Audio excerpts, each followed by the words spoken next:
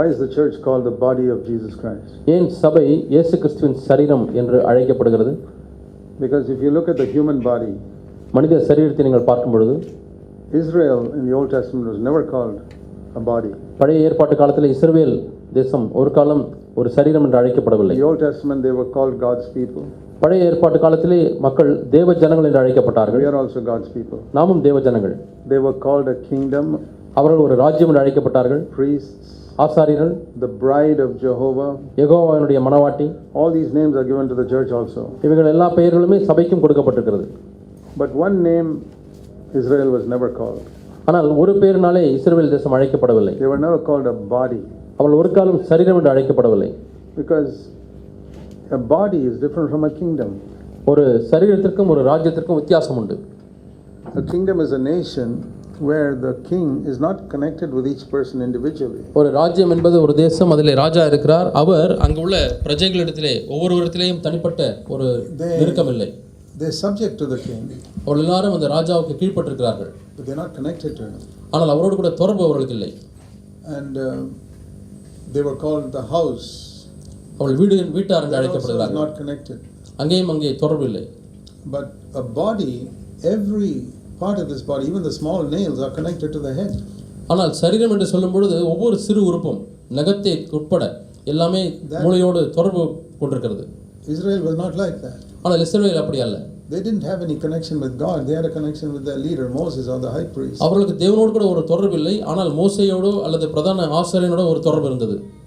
So the church is different. ஆகவே சபை என்பது வித்தியாசமாக இருக்கிறது. That every individual, the newly converted person and the most mature person, have a connection with the head. அங்கே புதிதாய் ரட்சிக்கப்பட்ட சபைக்கு வந்திருக்கிற நபருக்கும் அங்கு உள்ள மூப்பருக்கும் அவர்கள் தேவனோடு கூட இணைக்கப்பட்டிருக்கிறார்கள். தனித்தனியாக தேவனோடு கூட தொடர்பு உண்டு.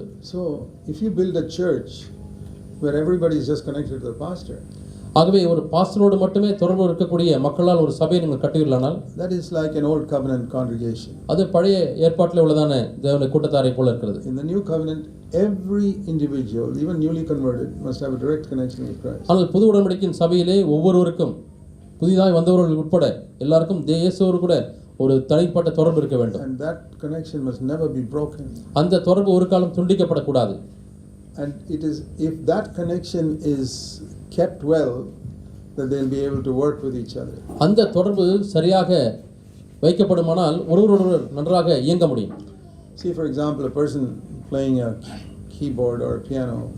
ஒரு இசைக்கருவியை வாசிக்கக்கூடிய கீபோர்டு வாசிக்கக்கூடிய ஒரு நபரை பாருங்கள். There are so many things that work together. அநேக காரியங்கள் ஒன்றாக சேர்ந்து இயங்குகிறது. All the 10 fingers, 10 விரல்கள், the eyes, கண்கள், the ears listening if the music is right. அந்த இசை சரிதானா என்று கேட்கக்கூடிய செவிகள். If there are pedals, and the feet also. சில சமயத்திலே காலில் அழுத்தக்கூடிய இசைக்கருவியினுடைய அளவு ஓசையை கட்டுப்படுத்தக்கூடிய காரியம். Now how is it these 10 fingers are working together? எப்படி இந்த 10 விரல்களும் ஒன்றாக சேர்ந்து இயங்குகிறது?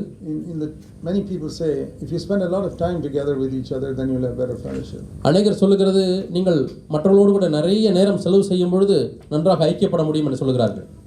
But a lot of husbands and wives who spend a lot of time with each other who still fight with each other. ஆனால் கணவன் மனைவி எவ்வளவு நேரம் செலவு செய்கிறார்கள் ஆனாலும் தொடர்ந்து சண்டை போடுகிறார்களே. So it's not spending time together. ஆகவே ஒன்றாக நேரம் செலவு செய்வது என்பது காரியம் அல்ல. How is it these 10 fingers work together? இந்த 10 விரல்கள் எப்படி ஒன்றாக இயங்குகிறது? It's not because every day for 1 hour they hold each other like that. ஒவ்வொரு நாளும் 1 மணி நேரம் இந்த கைகள் இரண்டும் கோர்த்து கொண்டிருக்கிறபடினாலே அல்ல. How many of you spend even when you pray maybe, but otherwise how many times do you spend? ஒருவேளை ஜெபத்திலே உங்கள் கைகள் இப்படி ஏந்திருக்கும், இல்லாத பட்சத்திலே எவ்வளவு நேரம் நீங்கள் இரண்டு கைகளையும் சேர்த்து வைக்கிறீர்கள்? You may never hold hands together even 1 minute. ஒரு நிமிஷம் கூட நீங்கள் கைகளை கோர்த்து இல்லாமல் இருந்திருக்கலாம். ஆனாலும் நேர்த்தியாய் இசைக்கருவியை வாசிக்க முடியும். It's not because they spend time together. அவைகள் ஒன்றோடு ஒன்று நேரம் செலவு செய்கிறபடினால அல்ல. It's because each finger is connected to the head. ஒவ்வொரு விரலும் தலையோடு கூட மூளையோடு கூட இசைக்கப்பட்டிருக்கிறது, தொடர்பு கொண்டிருக்கிறது. They are connected to the head, they work perfectly.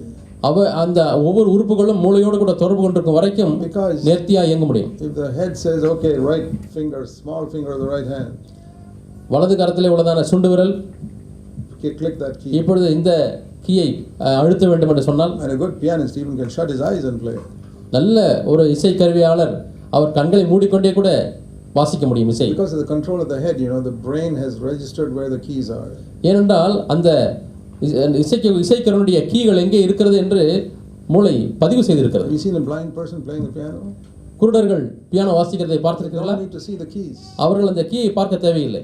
So it's all got to do with connection to the head.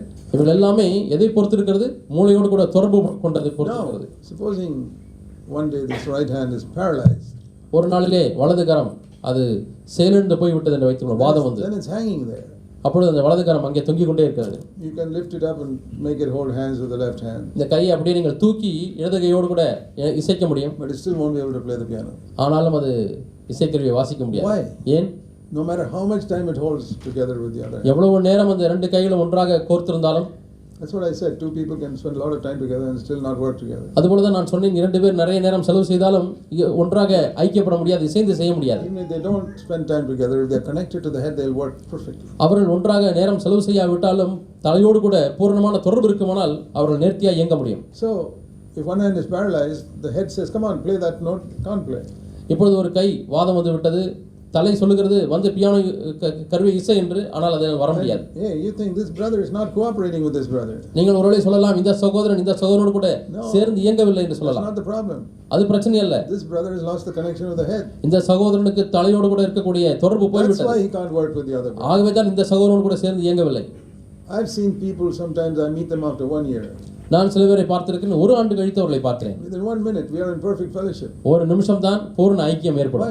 ஏன்? Because all that 1 year he was in touch with the head, all the 1 year I'm in touch with the head. அந்த முழு ஒரு வருடமும் அவர் தலையோடு கூட தொடர்பு கொண்டிருந்தார், நானும் தலையோடு கூட தொடர்பு கொண்டிருந்தேன். And there are other people whom I see regularly in Bangalore. I don't have very close fellowship with them. ஆனால் அடிக்கடி நான் காணக்கூடிய சில சகோதரர்கள் பெங்களூர் ஃபெலோஷிப்ல இருக்கிறார்கள், அவர்களோடு கூட எனக்கு நல்ல ஐக்கியம் இல்லை. Even though they attend our church. அவர்கள் எங்களுடைய சபையிலே அவர்கள் கூட்டத்துக்கு வந்திருந்தாலும் சரி. I can't guarantee that everyone who comes to our church is walking with the Lord in daily with a good conscience. எங்கள் சபைக்கு வருகிற ஒவ்வொருவரும் அனுதினமும் ஒளியிலே நடந்து நல்ல மனசாட்சியோடு இருக்கிறார்கள் என்று நான் உத்தரவாதம் கொடுக்க முடியாது.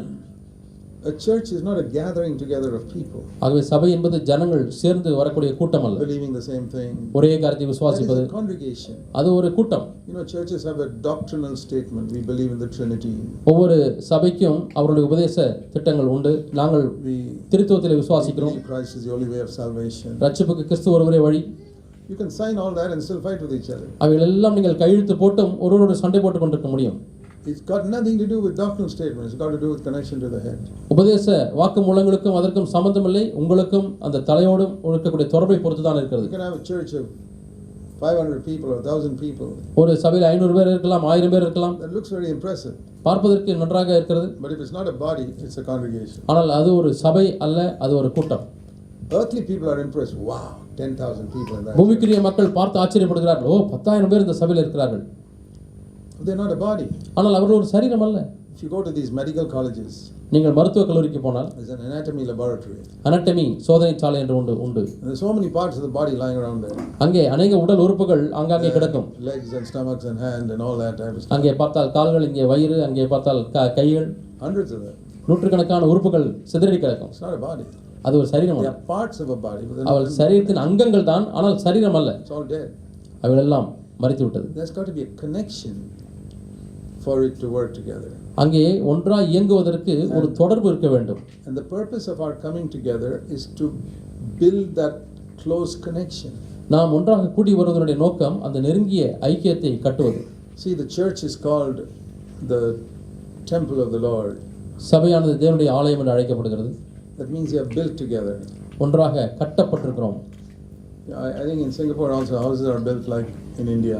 சிங்கப்பூர்லயும் இந்தியாவிலும் எப்படி வீடுகள் கட்டப்படுகிறது அது போல தான் கட்டப்படுகிறது. In America they build with wood. The whole structure is made of wood, the house. அமெரிக்காவிலே முழு வீடும் மரத்தினாலே செய்யப்படுகிறது. And then they put some type of plaster and that's how a house is built. அதுக்கு பிறகு அது மேலே பிளாஸ்டர் போடுகிறார்கள், அப்படி தான் வீடுகள் அங்கே கட்டப்படுகிறது. In India we build with bricks. ஆனால் இந்தியாவிலே செங்கலினாலே வீடு கட்டுகிறோம். Wood and all will be eaten up by all the termites in hot countries. இந்தியாவிலே சூடு நிறைந்த நாட்டிலே மரத்திலே கட்டினால் கரையான் அரித்துவிடும். So the way a house is built is they bring about 10,000 bricks and dump it by the side of the road. ஆகவே எப்படி வீடு கட்டுகிறார்கள் என்றால் சாலை பக்கத்திலே 10,000 செங்கல் கற்களை லோடில் இறக்கிறார்கள். And then one by one they build a wall and cement and bring it together. இப்பொழுது ஒவ்வொரு செங்கலாய் எடுத்து அது சிமெண்டை வைத்து பூசி அந்த வீடை கட்டுகிறார்கள். Now think of these as individual believers. இந்த ஒவ்வொரு செங்கலும் ஒவ்வொரு தனி விசுவாசி என்று வைத்துக் கொள்வோம்.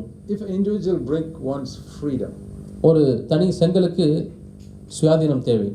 Then it will remain in that pile. I don't want to be joined up and one brick on top of me, one this side, one that side. It's very inconvenient. இங்கே ஒரு செங்கல், அங்கே ஒரு செங்கல், கீழே ஒரு செங்கல், மேலே ஒரு செங்கல், அது எனக்கு வசதி குறைவாக இருக்கிறது, ஆகவே நான் தனியாக இருந்து விடுவேன் என்று சொன்னால் அது அந்த செங்கல் குவியலிலே தான் இருக்க வேண்டும். In a wall, a brick doesn't have much freedom. ஆனால் ஒரு சுவர் என்று எடுத்துக்கொண்டால் அதில் உள்ள செங்கலுக்கு அவ்வளவு சுதந்திரம் இல்லை. Can't go where it likes. எங்கே விரும்புகிறது அங்கே போக முடியாது. It's stuck with bricks on all sides. நாலா பக்கங்களிலும் செங்கலினாலே சூழப்பட்டு அது தடுக்கப்பட்டிருக்கிறது. So there are believers who want to be a part of a church, but they say, hey, I want my freedom. I'm not going to get. சில விசுவாசிகள் இருக்கிறார்கள், அவர்கள் எனக்கு சுதந்திரம் வேண்டும், நான் எங்கு வேண்டுமானாலும் போவேன், நான் இந்த ஐக்கியத்தில் ஒரு பங்காக இருக்க விரும்பவில்லை என்று சொல்கிறார்கள். A pile of bricks is a congregation. ஆகவே செங்கல் குவியல் என்பது ஒரு கூட்டம். When it's built together, it becomes a house. அது ஒன்றாக இசைந்து கட்டப்படும் பொழுது அது ஒரு வீடாக மாறுகிறது. Now the danger of just lying as a pile of bricks is. அங்கே ஒரு செங்கல் குவியலாய் இருப்பதனுடைய ஒரு ஆபத்து என்னவென்றால், இந்தியாவிலே little by little the number gets reduced every day. இந்தியாவிலே அந்த செங்கல் குவியலில் இருக்கக்கூடிய எண்ணிக்கை நாளாக குறைந்து கொண்டே போகும். Because in the other street somebody else is also building a house. அடுத்த ரோட்ல இன்னொரு ஒரு வீடு கட்டி கொண்டிருக்கிறார். And at night some of these bricks they don't walk away, somebody takes them. இந்த செங்கல் நடந்து செல்வதில்லை, ஆனால் யாரோ வந்து எடுத்துக்கொண்டு போகிறார்கள். That's what happens to people who don't get built. The devil comes and just picks them up. இப்படித்தான் ஒன்றாக இணைக்கப்படாத விசுவாசிகளை சாத்தான் பொறுக்கி கொண்டு போய் விடுகிறான். But they can't steal a brick which has been built into a hall. That's impossible. ஆனால் ஒரு கட்டடத்திலே கட்டப்பட்ட செங்கலை திருட முடியாது, அது கூடாத காரியம். You know these people who say this new church came here and stole some of my sheep. சில பேர் சொல்லுகிறார்கள், புது சபையார் வந்து எங்களுடைய ஆடுகளை எல்லாம் திருடி கொண்டு போய் விட்டார்கள் என்று சொல்கிறார்கள். How is that? It's like somebody saying somebody is building a house there and he broke one my wall and took it out. How can that happen? அது எப்படி இருக்கிறது என்றால், என் வீட்டில் இருக்கக்கூடிய ஒரு செங்கல் மட்டும் தூக்கி கொண்டு போய் விட்டார், உடைத்து என்று சொல்வது போல. Have you ever seen that happen? Somebody is building a house and he breaks your wall and takes one brick out. யாராவது அப்படி செய்வார்களா? யாராவது வீடு கட்டி கொண்டு ஒரு செங்கல் தேவைப்படுகிறது, உங்கள் வீட்டை வந்து இடித்து அதில் ஒரு செங்கல் எடுத்து கொண்டு போவார்களா? They take from a pile of bricks, just loose bricks. ஆனால் அங்கே இசையாமல் இருக்கக்கூடிய செங்கல் குவியலிலிருந்து எடுத்துக்கொண்டு போவார்கள். It's very dangerous to be in a church where you're not built together. ஆகவே ஒன்றாக இசைந்து கட்டப்படாமல் இருக்கக்கூடிய ஒரு சபை என்பது ஒரு ஆபத்தான காரியம். That's not a body. அது ஒரு சரீரம் அல்ல.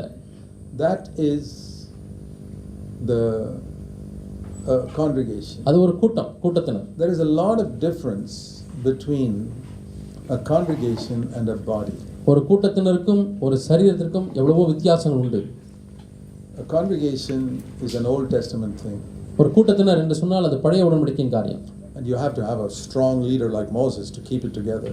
அந்த கூட்டத்தினரை ஒன்றாக வைப்பதற்கு வலிமையான மோசேயை போல ஒரு தலைவர் தேவை. If the leader is not strong, the congregation just breaks up. அந்த தலைவர் வலிமையானவராக இல்லை என்று சொன்னால் அந்த கூட்டம் உடைகிறது, சிதறுகிறது. Big churches, for example, all over the world, they need a strong pastor, then only they can keep 10,000. பெரிய சபைகளை நீங்கள் பார்த்தீர்கள் என்று சொன்னால் அந்த பெரிய சபைகளுக்கு வலிமையான ஒரு தலைவர் இருக்கிறார், அவர் மட்டுமே அந்த கூட்டத்தினர் ஒன்றாக வைத்திருக்க முடியும். It's a body.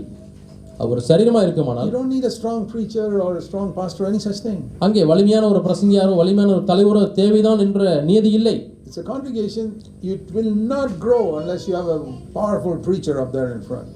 அங்கே வல்லமையான ஒரு பிரசங்கியார் இல்லை என்று சொன்னால் அந்த கூட்டத்தினர் வளர மாட்டார்கள், சபையல்லாத கூட்டத்தினர். But think of a small baby, so weak. ஒரு சிறு குழந்தையை பாருங்கள், அது பலவீனமான குழந்தையாக இருக்கிறது. The fingers don't drop off even though it's so weak. அந்த சிறு குழந்தை பலவீனமான குழந்தையாக இருந்தாலும் விரல்கள் விழுந்து போவதில்லை. When there's a body, ஆனால் சரீரமாக இருக்கும்போது you don't need a strong preacher. ஒரு வலிமையான பிரசங்கியார் என்று தேவையில்லை, a strong pastor. அல்லது வலிமையான பாஸ்டர் தேவையில்லை.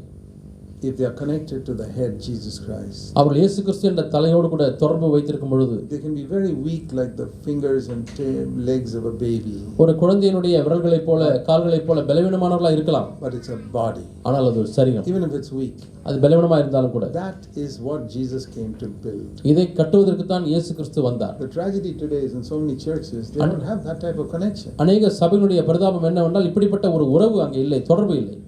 You know, some churches are like clubs. சில சபைகள் ஒரு சங்கத்தினரை போல இருக்கிறார்கள். That means they help one another.